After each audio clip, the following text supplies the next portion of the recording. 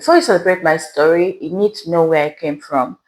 People see the smiles, but they don't know what survival looked like when I was a child. So at the time when I was living with my friend and her grandma, my brother has relocated from where he was living, and at that time I had lost contact with him.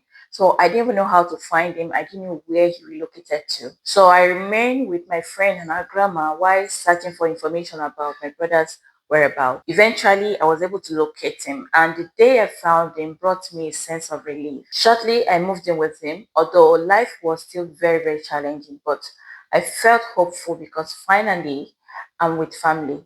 By then, my education had been interrupted. I had just finished JSS 1 and was to promote to JSS 2, but circumstances had forced me out of school. My brother valued education deeply. He understood the importance of education, and he began looking for a way for me to continue my studies. But there was a problem. Yeah, there was a problem, and that problem was me.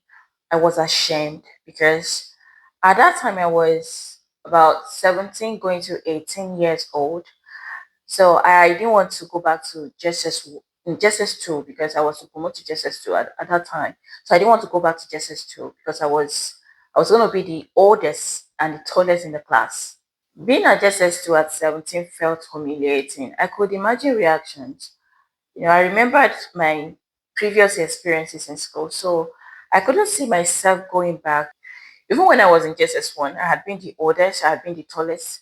Even you could see the difference immediately when you see me. Some laughed, some whispered, some made hurtful comments. The bullying affected me so much more than I admitted. Being overage in school can be emotionally difficult. Sometimes the fear of being mocked is stronger than the desire to continue. I think this is where the society needs to do better.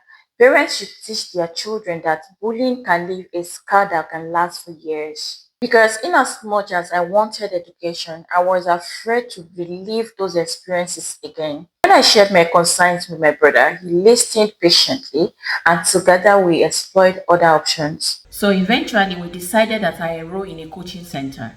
The enrollment was finalized and it felt different because I had people that were of my age grade in my class. So again, I threw myself into studying. I attended all my classes and did all my assignments. For entire year, I remained committed. And it wasn't easy. There were days when studying was hard. There were days I felt exhausted. There were days when doubt crept into my mind. But I just kept hope alive. I kept reminding myself that I've come this far. I cannot give up now. One day, the owner of the coaching center called me. I didn't know he had been observing my commitment and my progress. To my surprise, he told me that he believed I was ready to sit for WAEC examination, and this was just after a year of coaching. I was speechless. I wonder if he was just overestimating my abilities. After all, I had missed years of formal education. Throughout that day, I kept wondering, how could someone like me sit for such an important examination? But his confidence and trust in me planted a seed in my heart. And without hesitation, I got home and shared the good news with my brother. He believed in me, he encouraged me, and registered me. Even when I doubted myself, he did not. He paid for extra lessons, he paid for the examination fee, he invested his time and his money and his faith in me. Knowing that someone believed so much in me made me work harder. I studied late into the night. I practiced past questions. I was determined to do my best. Finally, the exam period arrived. For weeks, my life revolved around the examination hall, papers, revision books, and the anxiety that comes with each papers. Sometimes I felt confident, sometimes I felt that I had made mistakes.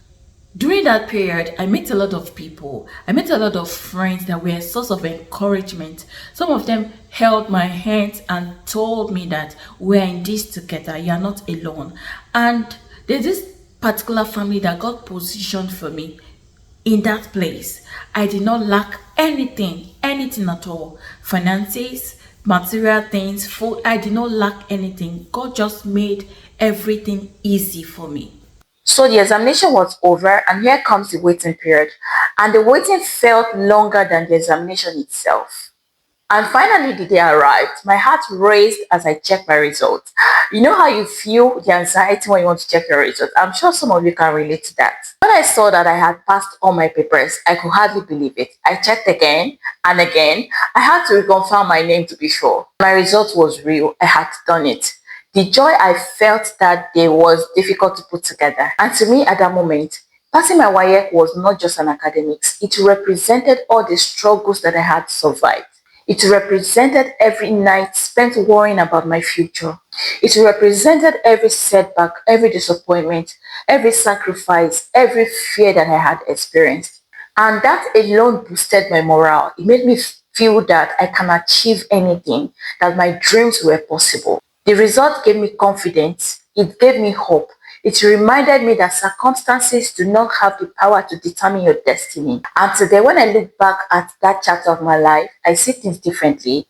I see that every challenge was preparing me for something greater. Those experiences taught me resilience. They taught me perseverance. They taught me courage. But most importantly, they taught me never to underestimate the power of determination. My journey taught me that being delayed is not the same as being denied.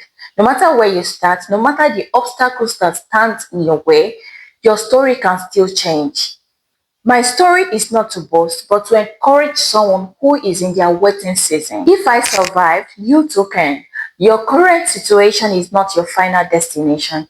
Keep trusting God. He is still writing your story. If you just came across my page, welcome to Didi's Diary, where I share my true life story. You can watch part 1 to part 9 in my YouTube channel. The link is in my bio. If my story encouraged you, please don't forget to like, comment and share so that it can reach more people and someone who needs it.